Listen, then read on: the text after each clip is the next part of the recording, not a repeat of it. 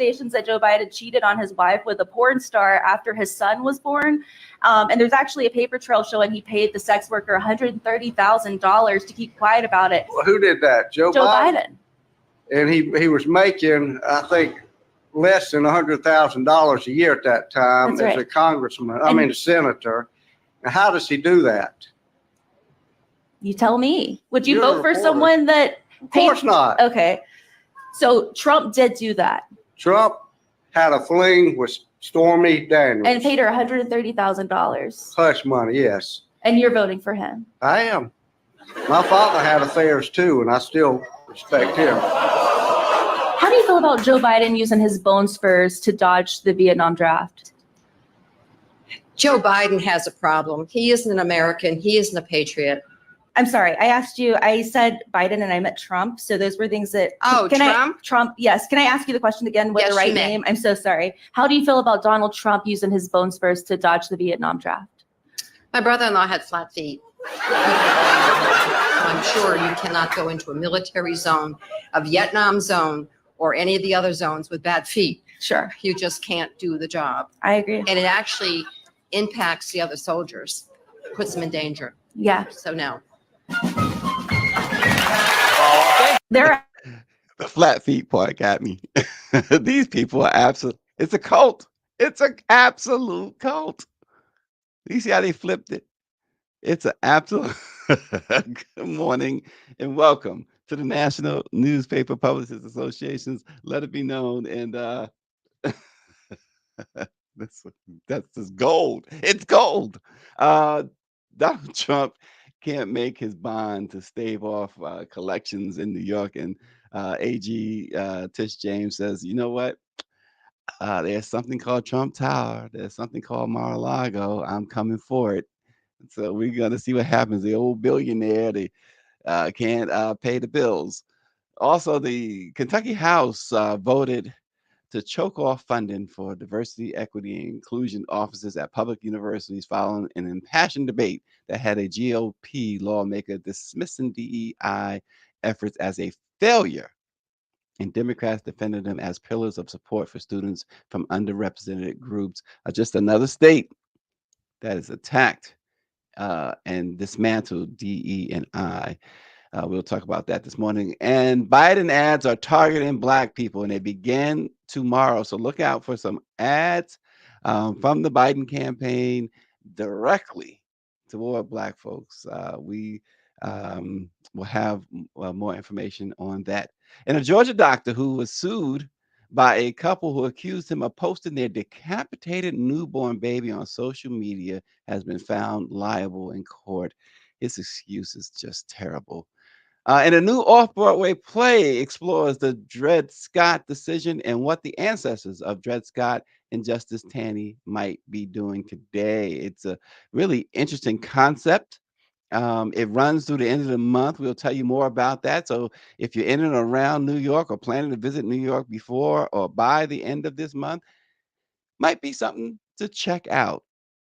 It's called American Rot. Interesting stuff. We wrote about it too. And you can read about it in some of our papers, including the Washington Informer, the American Rot. Check it out. But first, folks, you know, we talked a lot about the situation down in Fulton County, Georgia, with the District Attorney Fonnie Willis, and folks have chimed in. Some have even said, "Oh, she was a bit, sloppy or whatever," which is just rhetoric, really. Folks have said that they were wrong, or that she knew this, she knew that. Well, as someone pointed out too that the lawyers on the other side, two of them were once married. So should they be should one of them be disqualified from the case? I mean, it's a whole lot of hot air. The fact of the matter is, Fonnie Willis is a single woman. This guy, whether you like the fact or dislike the fact that he had not completed his divorce or whatever, that's, there's a lot of morality questions for the morality police. But the fact is, this is a hardworking woman that saw a man, was attracted to a man, he's attracted to her, and they do what people do who are attracted to each other. Nothing more than that, nothing less than that. But of course, in an effort to tarnish her, we saw the judge do what he did because he was in on it too and remains in on it. And you could tell based on his ruling. Why kick the man off the case? Why kick Wade off the case? An accomplished prosecutor himself, he wouldn't have had the job if he didn't have the credentials. It wasn't about his relationship with her. In fact, they tend to have proved that relationship started later. That it wasn't that she was doing a favor because it was her boyfriend. He wasn't her boyfriend at the time, and she wasn't doing him no favors. Other people turned the job down, including the governor turned the job down. It's a tough job. Nobody wanted to go against Trump. Wade said when she finally approached him, he was down on the list. In fact, he could have felt the way about it. Well, I'm like your fifth choice. I'm not doing it because I should have been your first choice or whatever. But no, Wade, Nathan Wade took the job, a job that he knew would put It would him, begin. family, in the line of fire, and in the type of fire that none of us, no matter who we've gone up against before, have ever experienced. This whole MAGA machine where you got just random crazies walking around. And I'm gonna tell you something. I'm gonna tell you something. I know exactly how people can say how. I'm gonna tell you how. I know exactly how he feels about having crazies, random crazies. Now, it's one thing to clearly identify and know the enemy. It's another thing to not know how many of them are, where they might come from, all walks of life. I found that out when I had to do the unthinkable for many, for millions, for billions of people, for hundreds of millions of people, when I had to testify against Michael Jackson at his trial. There were crazies that I didn't know were crazies. I had to walk around Santa Maria, California with a sheriff deputy protecting me at all times. And people say, "Oh, you had a security. That must have felt cool." No, it did not. No, it did not. No, it did not. I had people, I was put in a sequestered hotel like I was a jury member. And I had people find out the phone number to my room, including members of Michael Jackson's family. Two of his brothers called me in that room. His mother called me in that. How did they get the number? Then I'm somewhere else, way out of state somewhere. And as a footnote, just the other day, doing a routine stuff, 2 days ago, routine stuff, my wife, my daughters, and myself. And someone says to my wife, "Is that the Stacey Brown that knew Michael Jackson?" My wife was freaked out because it was like all these years later. So what I'm saying here is what they decided to take on. They know that your life changes and your life is put in danger on a regular basis. So Nathan Wade knew the dangers. He knew he wasn't the first, second, third choice. And he took on the job. And for the Judge McAfee to show his MAGAbilly, as Power 96 says, for Judge McAfee to do that, all he was doing was the bidding because they found nothing inappropriate, nothing wrong. He could find nothing wrong. He wanted to. He wanted to find something wrong, and he did not. He chastised the district attorney for her uh, what he called unprofessional behavior. Nothing to do with Wade. It was about her responses on the witness stand and about a speech she had made. Nothing. It had nothing to do with the case. Nothing they presented. It showed you he was doing the bidding. Better yet, we on this program really like and enjoy Joyanne Reed from MSNBC. It was absolutely a privilege and a pleasure to have her on the program a couple of weeks ago. We love her monologues. Let us hear from Joy Reid on her take, the right take on this situation. In tonight with the most American of realities. If you're a rich white guy, and especially if you're a celebrity and a former president, not only are you above the law, you are so above the law that if you get indicted for trying to overturn an election and thus overthrow the government, that case isn't even about you. Today, Fulton County Superior Court Judge Scott McAfee ruled that Fulton County DA Fani Willis will not be disqualified from prosecuting the racketeering case against Donald Trump. Trump tried it. It didn't work. His case will be prosecuted in Georgia. MAGA Inc. failed to prove a conflict of interest, perhaps because there was no conflict of interest. But in making that ruling, Judge McAfee, a Federalist Society alumnus, managed to still help Donald Trump, ruling that because of a so-called appearance of impropriety, either Fani Willis or the special prosecutor with whom she had a relationship must step down from the case. And so, Special Assistant District Attorney Nathan Wade resigned from the case just hours after the decision, writing, quote, "I am offering my resignation in the interest of democracy, in dedication to the American public, and to move this case forward as quickly as possible." Make no mistake, this was a victory for Fani Willis, since the RICO case against Trump and his fellow defendants will go on.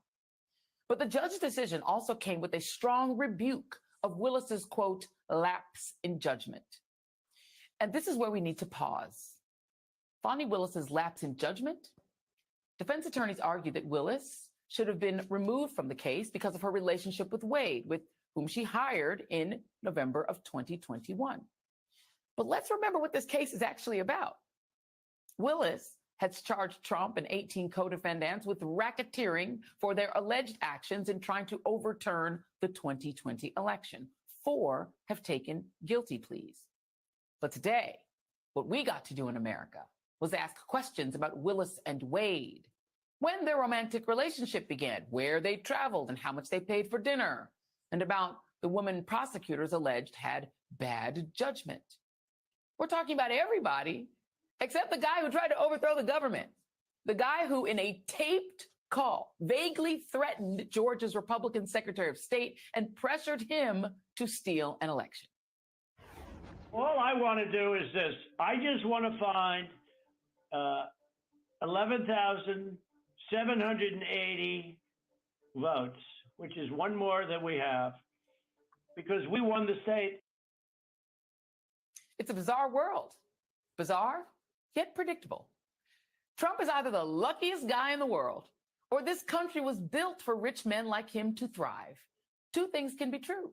Only in America can a case against a white man trying to overthrow an election morph into a debate over a black woman's consensual relationship and the vacations she took. Judge McAfee said Willis's romantic relationship raised the appearance of impropriety. He pointedly concluded that an odor of mendacity remains.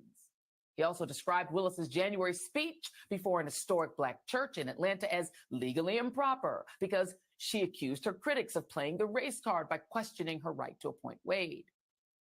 What does that have to do with the RICO case against Trump and his co-defendants, you ask? Oh, right, nothing. Except that Judge McAfee, like Fani Willis, is up for re-election. He faces primary challengers. And for a conservative judge, one who already reduced the number of counts against Trump last week, and who, as part of his re-election media tour, appeared last week on a talk radio show hosted by a conservative Trump fan while we were all awaiting his decision, no odor of mendacity there, I suppose.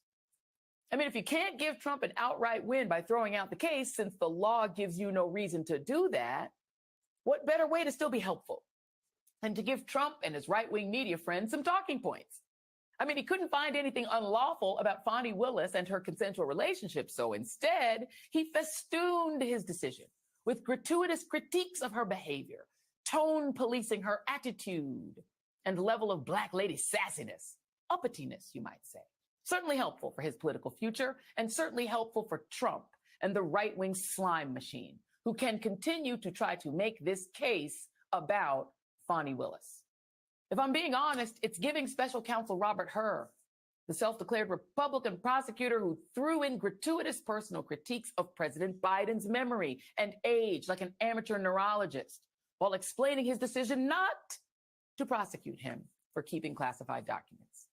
Like Mr. Hur, Judge McAfee put a right-wing spin on his decision that didn't need to be there.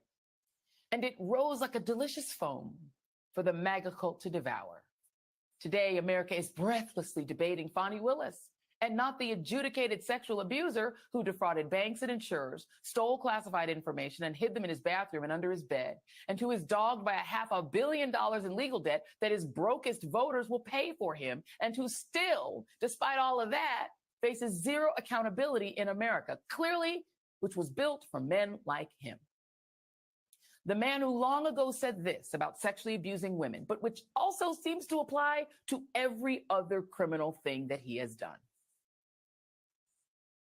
It's like a magnet. You just I don't even wait. And when you're a star, they let you do it. You can do anything. Whatever you want. Grab them by the you can do anything. When you're a star, you can do anything. If there is one thing that Trump ever said that is true, it's that. Joining me now is Paul Butler, MSNBC legal. Yeah, and so she said argue with yourself, Mr. Keys. Argue with yourself, the rest of you, if you have a problem with what she said. He says, Mr. Keys says, I can't believe I subscribe to this mess because it's not MAGA stuff, Mr. Keys. How did she violate the oath of office? No, Mr. Keys. You're absolutely 1000% wrong. And probably willfully wrong. Just like at the top of the show, we saw the willfully ignorant MAGA cult make a case against the former president and realize they were making a case against the former president and then change their tone. Homegirl said he had flat feet. Had flat feet. Unbelievable. And now the Jim Jones of today, Donald Trump, is facing insurmountable difficulties in obtaining a bond to satisfy this $464 million civil fraud judgment. His attorneys appealed yesterday that you got to stop the removal of his assets. You got to prevent that. You got to give us a different bond. Once again, they want to change the laws and change the rules to fit Donald Trump. District Attorney Tish James says, Judge, we going after the collateral, his real estate, et cetera, et cetera. Now, they're going to try and get the judge to lower it. But it was the judge, if you recall, and it's very rare, very, very rare that a judge reverses his own order. So it looks like unless the MAGA people, which I'm sure they are going out of their minds trying to find a way to raise $464 million for Jim Jones 2.0, or who Mike V says Tangerine Tyrant, to come out from under this. Remember, they did a GoFundMe. They raised about $1 million. That's a far cry from $464 million. And the attorneys can plead. He says he's a multi-billionaire. He has all these. He said, didn't he say Mar-a-Lago was worth a couple of billion itself? Well, there you have it. If that's the case, I mean, folks live in homes that may be worth $500,000, and they take out a second loan, maybe for half of that. Well, there you go, Don. Just do it. Just do it. And we see more of this poisonous right-wing MAGA stuff going on. Now in Kentucky, the House voted to stop funding. They follow in Florida and Texas and other places. Stop funding diversity, equity, and inclusion offices at public universities. Not Democrats, but Republicans called DE&I a failure. Imagine that. They called it a failure. Democrats defended them as pillars of support for students from underrepresented groups. Why is America so afraid of leveling the playing field?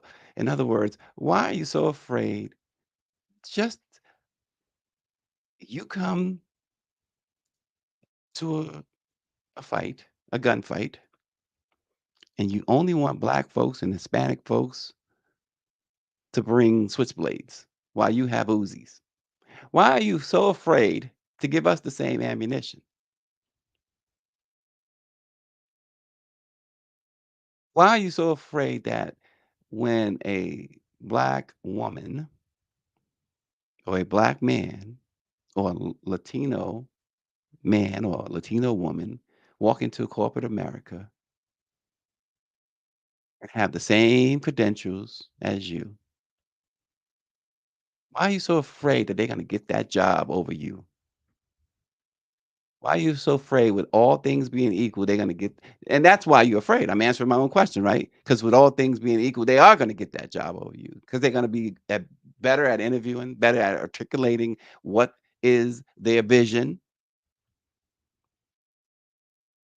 But without DE&I, without affirmative action, you guys, because we've been playing by your rules for hundreds of years, you get to set more rules. I saw it on the girl who used to play, and I hate to use the term girl, right? I shouldn't use, but the young lady who used to play Regina on the Steve Harvey show, on the new show, on the latest show she has. My wife was watching it at one point. I forget the name of the show, but on the preview, she says, every single time we get in scoring position, they move the goalpost back. Every single time. And Power 96, that's the other thing, allies. And that's see, while we seem to need allies, because everybody else got allies. We see it all the time with when it comes to uh, other types of hate, anti-Semitism, Asian hate, all that. Black folks, other folks jump in for the cause, and they go full bore. I never forget I saw Rihanna marching in New York a few years ago in the Stop Asian Hate thing. Full bore. We go all the way to the limit. No one seems to do that for us in our cause. No one seems to say, you know what? We had a moment of that. We had a moment of that after George Floyd's murder, where the whole world finally recognized that black folks has just been done so dirty forever. But it was a moment. It turned out not a movement. It was a moment. Because the minute the camera stopped rolling, the minute the story changed, the minute something else went into the headlines, all those folks abandoned ship. Corporate America abandoned ship. Politicians abandoned ship because it was no longer the headline that it was. And Power 96 says, where is John Calipari? You know, John Calipari, the big time coach of the University of Kentucky. And Power 96 notes that he recruits nothing but the best black basketball players to play there. Where is he? Why is he speaking out? You know, we always say, listen, many people say, if only we just stuck closer together, we wouldn't need an ally. But the way they've set up the rules, we definitely need an ally, a true ally. Where are you, ally of the black cause? That is really the question. And Austin says white guilt to do right is far too often fleeting and brief. And that's exactly the point. That is exactly the point. And now the way things are set up, you can have 10 more George Floyds and you'll never get 2020 again. You'll never get that again. It was the perfect storm, but you'll never get that again. And even in our perceived allies, and I'm going here with this too. The Biden-Harris administration has released a pair of new campaign videos highlighting President Biden and Vice President Harris's dedication to advancing the social and economic progress of Black Americans. They are the first campaign ads in which the president speaks directly to Black Americans regarding his strategies to propel Black America forward and address the aftermath of the Trump administration's disastrous actions. The ads are titled Price and Back and are scheduled to air beginning tomorrow, or Thursday, I should say, in states that include Georgia, Michigan, Pennsylvania, and Wisconsin. Principal Deputy Campaign Manager Quentin Folks said, and I quote, Donald Trump was a complete failure for Black America. Black unemployment and uninsured rates spiked. His botched response to COVID-19 put the lives of our community at risk, and he dismantled a rule that combated housing bias against Black Americans. And as a side note, to that, to the fact that Trump combated housing bias against Black Americans, today in Las Vegas, the president is unveiling a whole new initiative about housing. And so we'll hear more from the president on that. The White House did give us a heads up on it. There's a story on our internal newswire and should be headed toward blackpressusa.com at some point. And Dr. Nicole says, are they advertising in Black newspapers? That remains to be seen. And that's exactly where I was going, Dr. Nicole. That's exactly where I was going. You know, and these are video ads that all newspapers, just about, websites now have. So we will see. I know that the first batch that went out a couple months ago, it did include Byron Allen's The Griot, which is Black owned. But other than Byron Allen's The Griot, which is Black owned, what else is Black owned other than our member newspapers at the National Newspaper Publishers Association? More than 200. But in fact, we got 6 new members last week at our Black Press Week to the National Newspaper Publishers Association, or NNPA, which is the trade association for the Black Press of America, born 197 years ago. I can go into the whole spiel. Our founders, Freedom Journal in New York in 1827, March 16th, 1827.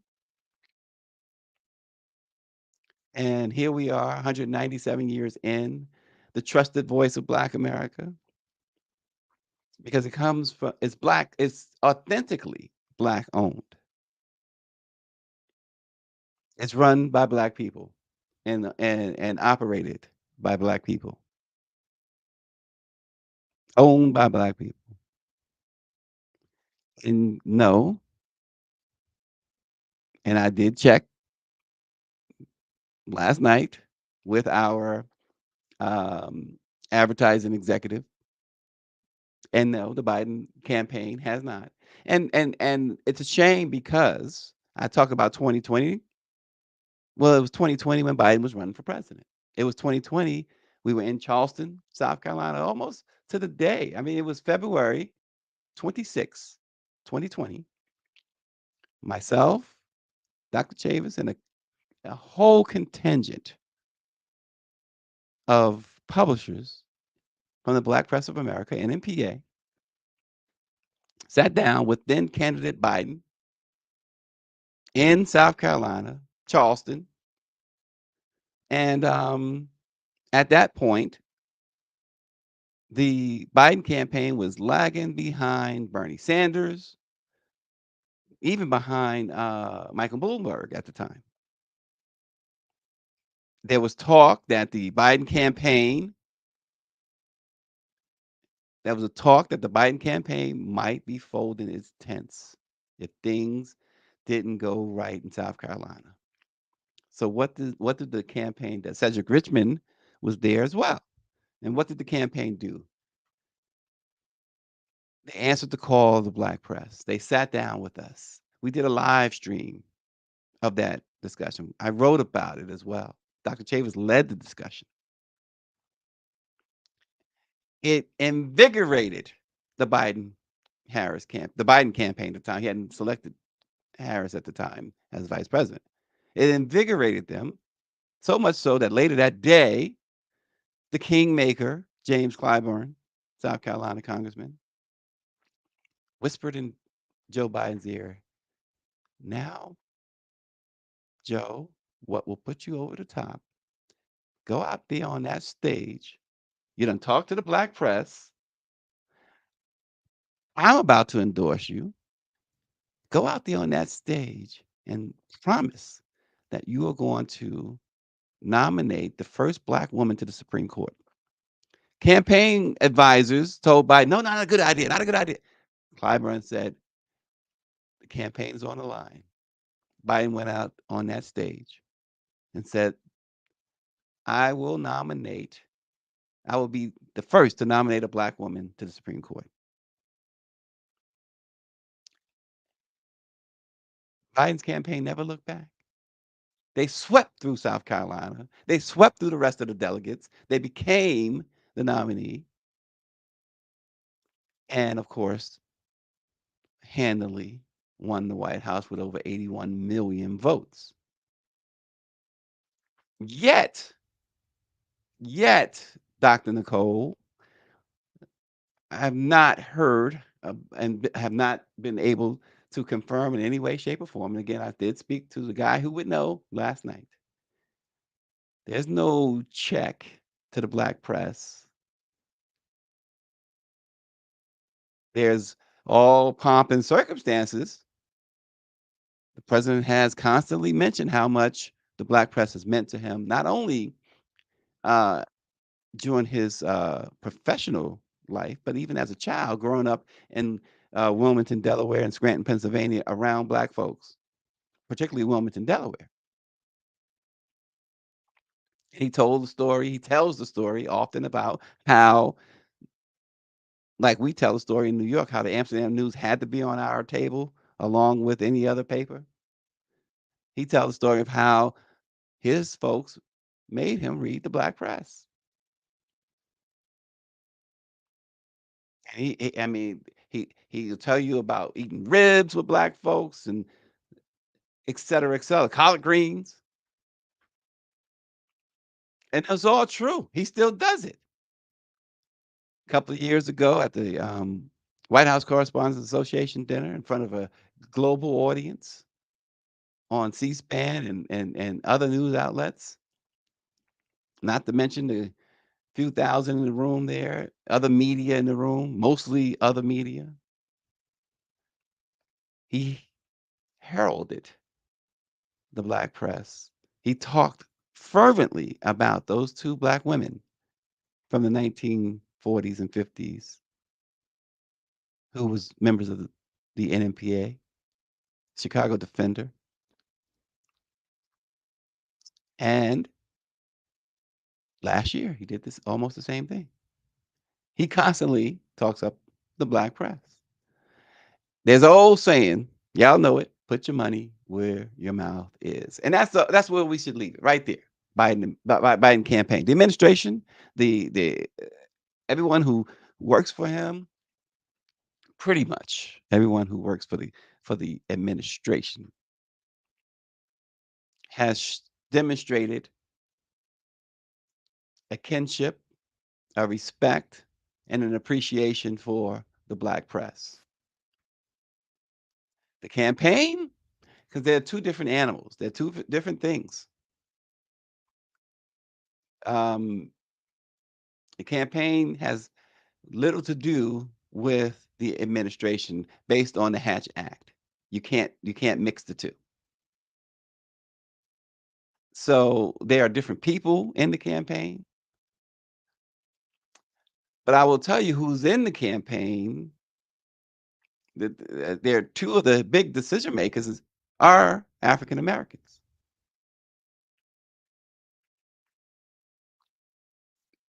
Two of their big decision makers. Now there are other decision makers, but I know two in particular are African Americans. We met with them. They did a black press only roundtable at Biden's headquarters in Wilmington. I was there. Cedric Richmond is also in that campaign. So there is no rhyme nor reason, outside of maybe some unspoken pettiness that might be going on there. I don't know. Can't call it out. But this is absolutely absurd when they promise to spend $1 billion or more in advertising and marketing. Mike V says, looking at the 2020 midterms results in 9 million new voters coming on for 2024 in November, it looks like the Tangerine Tyrant doesn't have numbers to win against Biden. And maybe, and maybe, Mike, maybe that is what they are seeing and believing. Remember, we can't always believe things until it happens. But maybe that's what they're seeing, and maybe they're taking it for granted. Maybe the black press is going to support us anyway, is what they're probably saying. And it's not about supporting them. I'm gonna be clear. What we do on this program is not supporting President Biden. We're just presenting facts. And it is a fact, yes, that what they've done for Black America. It is a fact the disservice Trump brings to Black America. The complete destruction that Trump brings. The run for the border, if you can, that a Trump presidency would bring. What we do is support the interests of Black people. And if Biden or Harris, for that matter, messes up, we're here to tell you they messed up. We are not in the business, at least on this program, of endorsing anybody. You know, but the bottom line is Black people got Biden and Harris where they are. And so we are speaking, as they say, truth to power. They know it. They've said it. Biden has said it. He said it to our faces. I've been there. I've been to the Oval Office. I've been to the White House.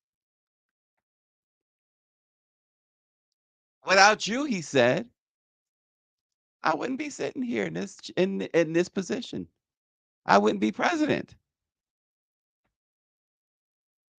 In fact, and that is fact. So this idea that the black press of America, 197 years, we're about to do 200 years. What business has been around 197 years? You can say what you want. Maybe we don't have 1 billion followers. Maybe 100 million is not enough. But we do know that there are 50 million, nearly 50 million African Americans now in America. And we do know whether they tune in or not, somewhere their cousin are telling them about the Washington Informer. Their sister is telling them about the Afro-American. Their father is telling them about the Los Angeles Sentinel. They're getting information from the black press. Black people listen to black people. They hear us, whether they agree with us or not. So you can go around the country. We had a great, again, a great situation a couple of weeks ago. Got a call from a homegirl at the White House. And they got some home. And I say homegirl with all due respect, because that's what they are. They are homegirls. They are they are true troopers. Said, hey, put me in touch, please, with your newspaper in Pittsburgh. The vice president is coming to Pittsburgh. I called up first. Hiram Jackson is the guy who owns Real Time Media. Real Time Media has a few papers, including the New Pittsburgh Courier. I called him. Rod Doss is the he publishes New Pittsburgh Courier. Called him up, got his voicemail first, and then got Hiram, and then finally Rod called me back, and 2 days later, we all talking about this great picture on the front page of the New Pittsburgh Courier. This great story that went along with it. Not only did the vice president visit Pittsburgh, but she did something she didn't even do and has not done, to my knowledge, with mainstream newspapers. She went into the offices of the New Pittsburgh Courier, went into the publisher's office, sat down, and had a lovely conversation. They understand the value of the Black press. They understand that what they should be doing, but they're obviously taking it for granted, Dr. Nicole, as you said. And that's unfortunate.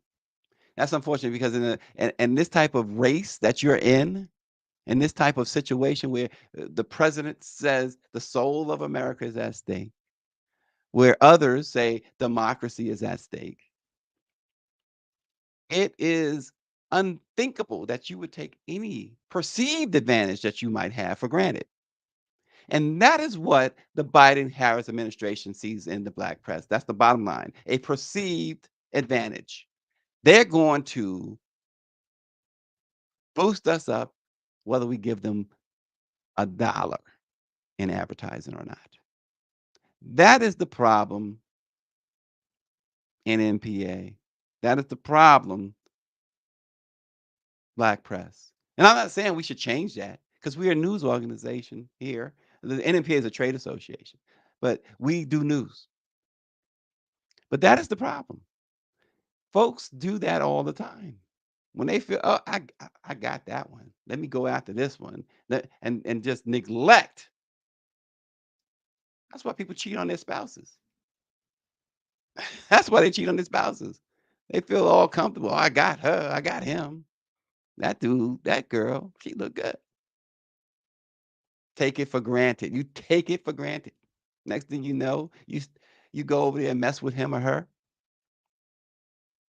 And then reliable, beautiful, comfortable, lovely, loving, caring is gone. So go ahead, Biden, Harris, campaign, go mess with the hoochies.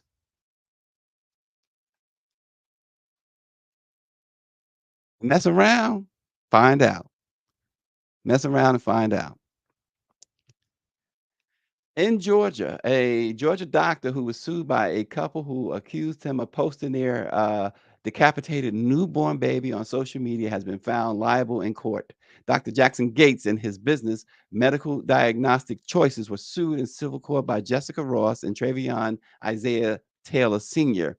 They had hired him to perform an independent autopsy on their baby, who they called baby Isaiah.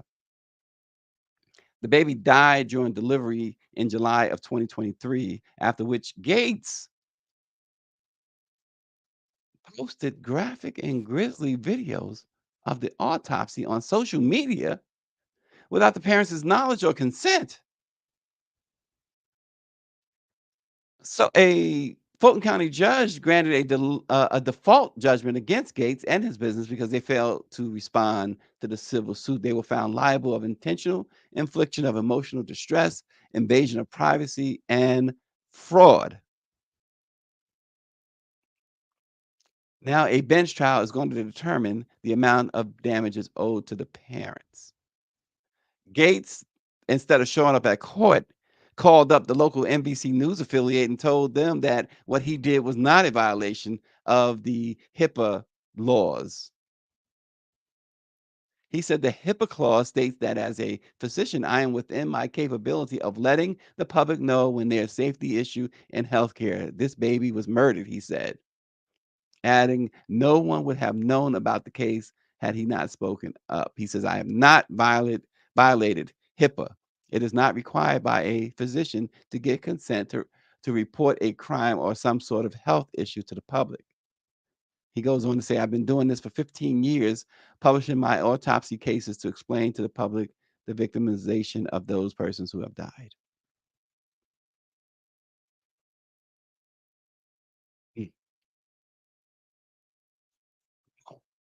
What a complete mess here. According to court records, on July 12th, Ross signed a contract with Gates to conduct an autopsy of baby Isaiah in exchange for $2,500. So they paid $2,500 for the autopsy. And they're saying that that contract did not give the doctor or his business permission to release the postmortem examination. But 2 days later, he did. And it was just, it's awful. I won't recommend anybody go look for this video that he posted. Um, your thoughts on that, Mike, Power 96, Dr. Nicole. I mean, Austin. Your thoughts on that? It's just, to me, it's hideous to do that. It's outright. It's got to be a violation of HIPAA, unless in that contract they waived HIPAA, and maybe that's the part where the doctor felt like he could do whatever he wanted. But I don't see how that he's saying that he believes the baby was murdered, but I don't see, unless the authorities have decided to investigate a murder or a homicide or whatever. I just don't see how that is even thinkable. Yeah. Power 96 and Austin says, no, this is not right. Cold and callous is what Austin says. This is it's off the chain. Judge ruled against him. Now, it's interesting that he won't, he didn't show up in court, but decides to go to NBC News. Unethical is what Mike V said. It's really, really, really suspicious that he would go to a news outlet. Wow. There's nothing sacred anymore, right? Nothing sacred. The world is just it's a cesspool. I've been wanting to use that word for some reason. It's a cesspool. Oh boy. Well, before we close today, I noticed this. I decided to reach out and write about this. This is I thought was really interesting. It's a moving exploration of America's racial reckoning. Writer and actor Kate Taney Billingsley has unveiled her family's deep-rooted connection to one of the most infamous decisions, perhaps the most infamous decision in U.S. Supreme Court history. And you know, this court is looking for ways to top that, or to go lower than that, I should say. This current court. The gripping narrative delves into the legacy of Chief Justice Roger Brooke Taney, whose pivotal decision in the Dred Scott decision of 1857 reverberates is the word I'm looking for, throughout generations. Of course, you know, in the ruling, the High Court declared that enslaved people are not citizens of the country and consequently are not entitled to any rights or protections under federal law. Taney was the Chief Justice at the time, and he delivered the majority opinion on March the 6th, 1857, and now what we know as the Dred Scott decision. It was a significant setback for the abolitionist movement, and it intensified the debate over slavery. And you know the history. We can go on and on. Scott was an enslaved black man. His wife argued that he and his wife argued that they should be free because they had resided in free territories where slavery was outlawed. And what initially appeared to be a straightforward lawsuit between private parties, it escalated into the broader legal and political showdown. It was just reflected what it was going on in that division between North and South. So, in Billingsley's introspective, I should say, it is on the stage. It's a Broadway, off-Broadway theater called La Mama's Ellen Stewart Theater. It's in New York, and the film is called American Rot. And so it's set against this backdrop of a diner off the New Jersey Turnpike. And the narrative weaves together the lives of descendants from both Dred Scott and Judge Taney. And there's a lot of raw emotions and confrontations.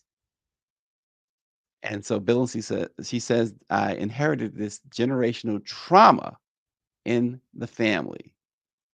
So through the lens of theater, she really fights with a fundamental question. Should her family apologize for the sins of their forebears? It's really, really interesting. At the heart of the narrative are the descendants of Taney and Scott. They are locked in a tense confrontation, and that question of whether or not an apology should happen um, is at the center of it. Somebody said that the play moves like a freight train. It is really, it's captivating for sure. So Billingsley says she harbors hope for dialogue and understanding amidst the pain and confrontation. So she says she envisages her play as a catalyst for introspection and conversation. She's urging audiences to confront uncomfortable truths that are embedded within America's collective consciousness. It runs through the end of this month. So she's hoping that it'll be picked up on a national tour, if not on a main stage on Broadway.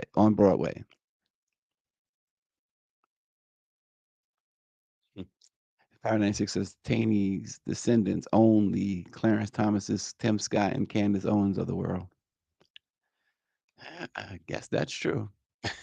But American Rot, I just thought that was interesting, and I've been looking at my schedule to see if I'm going to be in New York before the end of the month. It's a tight window, but I'm hoping to make. I don't know. I want to see it in its entirety,